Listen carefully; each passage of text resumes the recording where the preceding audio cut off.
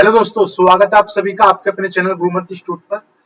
आज का ये video BSc first semester mathematics का बीएससी सेमेस्टर 1 मैथमेटिक्स का है और मैथ्स में हमारा यूनिट नंबर 5 या यूं कहिएगा आप चैप्टर नंबर 5 आज से हम स्टार्ट कर रहे हैं। चैप्टर नंबर 5 का नाम है Rolle's theorem and mean value theorem.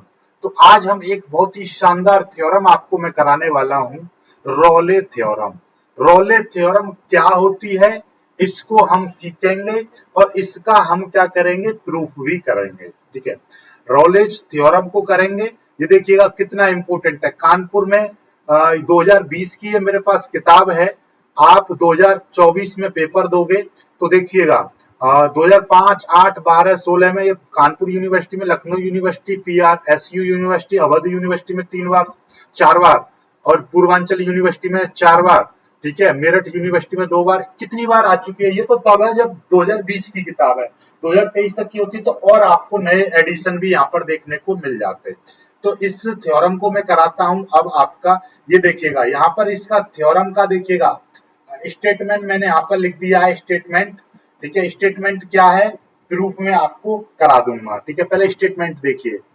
Rolle's theorem का स्टेटमेंट क्या कहता है, ये कहता है कि स्टेटमेंट है इसका, if F is a function, F कोई मान लीजिए फंक्शन है, सच दैट इस प्रकार है, एफ कोई फंक्शन है जो कि इस प्रकार है, कैसा है कि F is continuous, F continuous है in the close interval A comma B, यानी कि आपका F is continuous, F is continuous in close interval A comma B.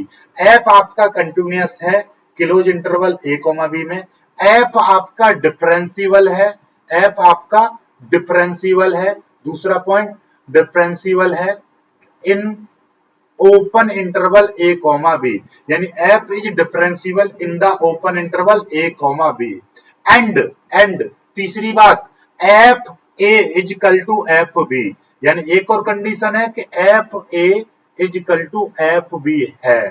Then देखिएगा, यदि एफ 3 कंडीशन ये फुलफिल करता है तो थ्योरम ये कहती है कि इसमें इस इंटरवल में से कोई एक ऐसा पॉइंट होगा, there exists at least one point, तब कोई एक ऐसा पॉइंट होगा जो एग्जिस्ट करेगा, इस प्रकार एग्जिस्ट करेगा कि F dash C is equal to 0, यानी कि आपका एफ डैश सी एक बार अवकलन करने के बाद x की जगह पर यदि c रख दूंगा तो उसका मान 0 आएगा। ये ऐसा एक कोई ना कोई यहाँ पर एक फंक्शन या एक ऐसा पॉइंट कोई ना कोई जरूर होगा। बात समझ रहे हो? ये थ्योरम का स्टेटमेंट ये कहता है कि f आपका कंटिन्यूअस है ओपन इंटरवल, एफ आपका कंटिन्यूअस है close interval A comma B में, एफ आपका डिफरेंशियल है ए कॉमा बी में, और एफ ए बराबर एफ बी है। ये 3 कंडीशन आपका एफ यदि फुलफिल करता है तो भैया सी, यानी कोई एक पॉइंट ऐसा जरूर होगा, ठीक है, उस इंटरवल में से कोई एक ऐसा पॉइंट जरूर होगा जो F dash C is equal to 0 ये कंडीशन फुलफिल करेगा। ठीक है, इस चीज को देखिए मैंने यहाँ पर ये प्रूफ करा रखा है, लेकिन मैं यहाँ पर एक बार फिर से आपको प्रूफ कराऊंगा। ठीक है, बहुत ही सुंदर से तरीके से लिख के आपको मैं प्रूफ कराऊंगा। ठीक है, अब यहाँ पर हम प्रूफ करेंगे इसका, प्रूफ करते हैं। ठीक है, पहली कंडीशन में देखिएगा, पहली कंडीशन में मान ले रहा हूं, let F X is A, F X कोई फंक्शन मान लिया तो यहां पर 2 कंडीशन बनेंगी। कंडीशन फर्स्ट, पहली कंडीशन क्या होगी कि भैया एफ एक्स कैसा हो सकता है, if F X is A constant function, F x आपका कांस्टेंट फंक्शन है, एक ऐसी कंडीशन हो सकती है। इट मींस कांस्टेंट है तो it means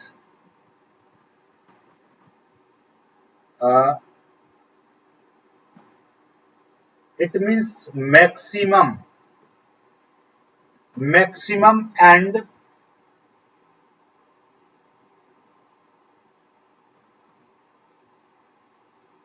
minimum value of apex is equal, ठीक है, आर इक्वल।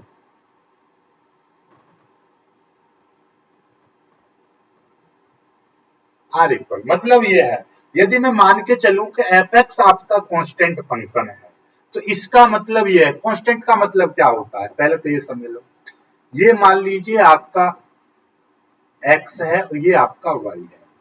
कांस्टेंट का मतलब कोई फंक्शन इस तरह से होगा, यानी कि यहां पर कोई एक बिंदु में लगा के चलूं कि जैसे कि ये ए है, ए पॉइंट है, ये आपका बी पॉइंट है, बी पॉइंट है। तो इसका मतलब ये है कि ये फंक्शन मैक्सिमम भी इतना होगा, यानी हर जगह इसकी वैल्यू बराबर होगी, कांस्टेंट है, ठीक है। तो मतलब ये है कि इस वाले फंक्शन में एफ ए बराबर एफ बी होगा ही होगा, ठीक है। चलिए कोई दिक्कत नहीं है। चलो ये चीज तो आगे की है, आगे बाद में समझाएंगे। कांस्टेंट का मतलब आपको समझ आ गया। इसका मतलब ये होगा कि भैया एफ एक्स बराबर, यदि आपका कांस्टेंट है, एफ एक्स आपका कांस्टेंट है, तो इट मीन्स कि यदि कांस्टेंट का आप अवकलन करोगे एक बार तो वो जीरो होगा।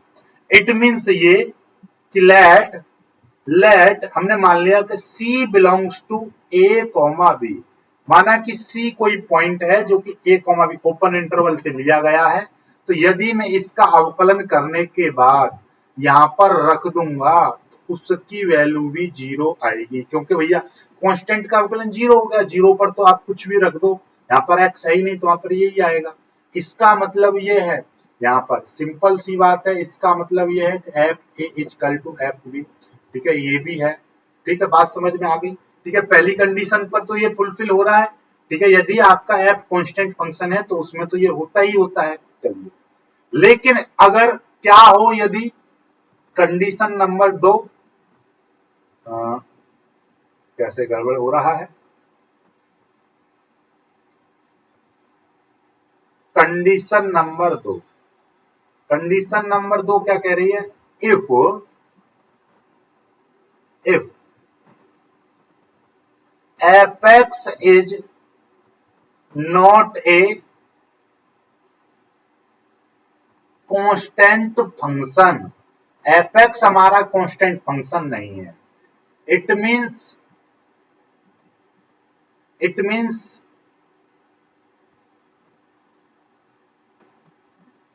Maximum and minimum value are distinct, मतलब कैसी है, अलग अलग है, यानी कि ये दोनों वैल्यू आपस में बराबर नहीं है। बराबर नहीं है तो इसका मतलब ये है कि ये फंक्शन किस तरह का होगा, जरा ध्यान से समझो। ये फंक्शन आपका इस तरीके से हो सकता है, फंक्शन ऐसा भी हो सकता है, ठीक है। तो इट मीन्स ये हो गया कि भैया यहाँ पर एक पॉइंट होगा ए, एक पॉइंट यहाँ पर होगा बी, और एक पॉइंट में एटलीस्ट यहाँ पर मान ले रहा हूं ये सी, ठीक है। इसका मतलब ये है कि ये वाला यदि सी है तो ये वाला जो पॉइंट है, ये वाला, तो यहां पर ये कहलाएगा एफ सी कहलाएगा। ये इससे कम है तो यहां से देखिएगा, यहां से ये कुछ जोड़ा गया है, ध्यान से समझिएगा, तो ये वाला आपका ऐसे समझ लीजिएगा एफ सी माइनस एच होगा, क्योंकि ये सी से कम, और ये वाला जो पॉइंट है ये सी से थोड़ा आगे गया है, चाहे वैल्यू कुछ भी हो, लेकिन मैं इसको मान के चल रहा हूं, ये वाला जो पॉइंट है एफ सी प्लस एच है, ठीक है। कोई दिक्कत नहीं है, बात समझ में आ गई, यानी कि एच चाहे जीरो हो या कुछ भी हो, इस तरीके से ये मैंने मान लिया कि सी माइनस एच, ये सी प्लस एच है, ठीक है, दर्शाया है हमने पॉइंट ऑफ को, कोई दिक्कत नहीं। इट मीन्स ये हो जाएगा इसका, हेंस डिस्टिंक्ट है, इसका मतलब मैंने मान लिया let F X is maximum at point C. हमने भाई इस सी पर ये वाला जो फंक्शन है ये कैसा मान लिया मैंने, यहां पर आपका मैक्सिमम मान लिया। जब ये मैक्सिमम मान लिया हेंस, इसलिए हेंस क्या होगा, F C plus H minus F C. यानी कि बात को यहां से समझो, इसमें से देखिएगा, इस वाले में से ये वाली वैल्यू घटाएंगे क्योंकि ये ज्यादा वैल्यू है, ऊपर है फंक्शन, ये नीचे है, तो इसमें से इसको घटाऊंगा तो नेगेटिव आएगा, और इसमें से इसको घटाएंगे तो नेगेटिव आएगा। सिंपल सी बात ये है, बात को ऐसा समझो इस तरीके से। यहाँ पर 1 2 3 4 5 इस तरीके से 1 2 3 4 5, एक यहाँ पर पॉइंट है 1 2 3 4 5, 1 2 3 4 5, यहाँ पर इस तरीके से है, ठीक है, एक है। अब यहाँ पर ये जो वैल्यू है मान लीजिए 4 है, यहाँ पर वैल्यू 2 है, 2 में से 4 घटाएंगे, 2 में से 4 जाएगा तो माइनस का 2 बचेगा, और मान लीजिए यहाँ पर 1 है सपोज दैट, और 1 में से 4 जाएगा, 1 में से 4 जाएगा तो वो भी माइनस का 3 आएगा। ओवरऑल इसमें से सी घटाओ या इसमें से सी घटाओ, बात वही आएगी कि भैया ये नेगेटिव वैल्यू आएगी। बात समझ लो, ये वैल्यू कैसी आएगी, नेगेटिव आएगी। तो इट मीन्स ये कि भैया ये दोनों की value and F C minus H minus F C both are negative value, both are negative, ये नेगेटिव होंगी। तो अब पहली वैल्यू लेकर चल रहे हम, ठीक है, देन तब हम यहाँ पे लिख रहे हैं देन नेगेटिव है, so we can write this. तब हम इसको लिख सकते हैं, कैसे लिख सकते हैं इसको, F C plus H minus F C less than and equal to zero. भाई कोई चीज माइनस में है तो इसका मतलब वो या तो जीरो से कम है या जीरो के बराबर है। भाई ये या तो जीरो आ सकता है या जीरो से कम आएगा, यानी नेगेटिव आएगा, ठीक है। अब मैं क्या कर रहा हूं इसमें, ठीक है, ये भैया ये भी ऐसे ही आएगा, और देखिएगा ये वाली वैल्यू भी ऐसे ही आएगी, इसको भी मैं साइड में ही लिख दे रहा हूं, F C minus F C minus H minus ये भी less than and equal to zero आएगी। ये दोनों वैल्यू इतनी आएंगी। अब देखिएगा ध्यान से, इसको थोड़ा सा मैं और आगे, अब मैं क्या कर रहा हूं, dividing by H on both sides, dividing by h on both sides, तो F C plus H minus F C dividing by H less than and equal to zero. अब टेकिंग दोनों पक्षों में हम क्या कर लेंगे, लिमिट ले लेंगे, taking limit H tends to zero on both sides, दोनों पक्षों में लिमिट लेने पर, ये हिंदी में भी आप लिख सकते हो, मैं सारी चीज हिंदी में ही बताता जा रहा हूं, दोनों पक्षों में लिमिट लेने पर, कैसी लिमिट ले रहे हैं ये चीज, ठीक है। अब आप लोग जानते होंगे ये वाली लिमिट ले ली मैंने, ये वाली चीज क्या हो जाएगी, ये वाली चीज क्या है, राइट हैंड डेरिवेटिव कहलाएगा, जिसको हम एल एफ डैश सी से रिप्रेजेंट करेंगे, राइट हैंड डेरिवेटिव कहलाएगा। इसको समीकरण 1 मान लिया, ठीक है। इसी तरीके से इसमें हम डिवाइडिंग बाई एच करेंगे, ठीक है, इसमें भी डिवाइडिंग बाई, इसमें डिवाइडिंग बाई माइनस का एच, इसमें माइनस का एच कर दो, ऑन बोथ साइड्स दोनों पक्षों में हम माइनस के एच का भाग करेंगे, ये हो जाएगा माइनस का एच, इस तरीके से less than and equal, zero में भाग करो किसी भी चीज का तो जीरो ही रहेगा। अब यहां पर फिर से taking limit H tends to zero on both side, दोनों पक्षों में लिमिट लेने पर, लिमिट लेंगे तो कितना हो जाएगा, limit H tends to zero, और ये हो जाएगा F C minus H minus F C upon minus का ये, और bracket less than and equal to 0। अब ये वाली जो वैल्यू है, ये जो वैल्यू है टोटल, ये कितनी हो जाएगी, लेफ्ट हैंड डेरिवेटिव की हो जाएगी। माइनस आ रहा है तो ये वैल्यू आपकी left hand derivative at point C less than and equal, हाँ एक सेकंड। अब ध्यान से देखो जरा, पहली चीज तो ये यहां पर देखिएगा, आप पहले मुझको ये चीज बताइए, यदि माइनस का 3 है, अब इसमें यदि मैं माइनस की किसी भी संख्या से भाग कर दूं, जैसे माइनस का 2, तो माइनस से माइनस कट जाएगा और ऑटोमेटिकली ये पॉजिटिव संख्या बन जाएगी। तो जब भी कभी भी माइनस की संख्या में माइनस से भाग करते हैं, आपको पता है कि ये सारी चीज, ये वाली चीज आपकी माइनस की थी, अब माइनस से मैं भाग कर दूं तो ये संख्या अपने आप में पॉजिटिव हो जाएगी। तो ये पॉजिटिव हो जाएगी, तब ये जो सिंबल है आपका बदल जाएगा। ये जो सिंबल है आपका, ये 0 से कम था, जब माइनस का भाग कर दूंगा तो अब ये 0 से ज्यादा, ये 0 हो जाएगी, यानी पॉजिटिव संख्या बन जाएगी, ऑटोमेटिकली पॉजिटिव बन जाएगी। ठीक है, तो ये अपने आप में क्या बन जाएगी, पॉजिटिव बन जाएगी। इसको हम क्या लिखेंगे, इस तरीके से पॉजिटिव लिखेंगे। ठीक है, तो यहाँ पर ये वैल्यू जो हो जाएगी, कैसे हो जाएगी, पॉजिटिव हो जाएगी इन 0। ये समीकरण 2 हो जाएगी। ओके, चलिएगा। अब आपको क्या दिखाई दे रहा है यहाँ पर, देखिए समीकरण 1 इतना है, समीकरण 2 इतना है, तो यहाँ पे लिख देंगे फ्रॉम इक्वेशन 1 एंड 2, पहली और दूसरी इक्वेशन से क्या होगा, R F dash C is equal to L F dash C, left hand derivative और राइट हैंड डेरिवेटिव, या right hand derivative left hand derivative की वैल्यू बराबर आ गई। और यहीं पर आप, क्योंकि यहां पर ये मैक्सिमम है, चूंकि ये जो है एफ एक्स पॉइंट सी पर मैक्सिमम है, तो इसका मतलब मैक्सिमम है, इसका मतलब क्या होगा, चूंकि चूंकि देखिएगा यहीं पर, चूंकि चूंकि एफ एक्स एज मैक्सिमम हम मान के चले थे, मैक्सिमम एट पॉइंट सी, इसलिए F dash C less than and equal to 0 और F dash C greater than and equal to 0 हो सकता है।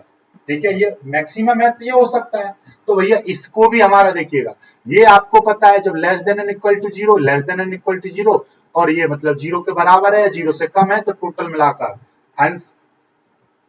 hence we can write this, ये दिस और ये दिस, इसका मतलब ये हो जाएगा कि R F dash C is equal to L F dash C is equal to F dash C. यही चीज आ गई ना, आ गई, यही चीज, यही आपकी थ्योरम कहती है, यही हमारी थ्योरम क्या कहती है, ये चीज आ जाएगी। इसका मतलब क्या आ जाएगा, इसका मतलब ये हो गया, इसका मतलब ये हो गया कि F X is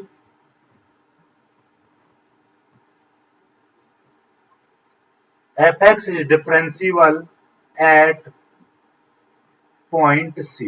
F X क्या है, पॉइंट सी पर कैसा होगा, डिफरेंशियल होगा। अब देख लीजिए, हमको यही चीज तो हमको प्रूव करनी थी। देखिएगा हम क्या लेकर चले थे, ये थ्योरम कहती थी, स्टेटमेंट ये कह रहा है एफ आपका कोई फंक्शन है जो कि कंटिन्यूअस है, ए कॉमा बी में डिफरेंशियल है, A comma open interval A comma B पर, तो सी आपका कोई ऐसा पॉइंट होगा कि F dash C is equal to 0, ये होगा।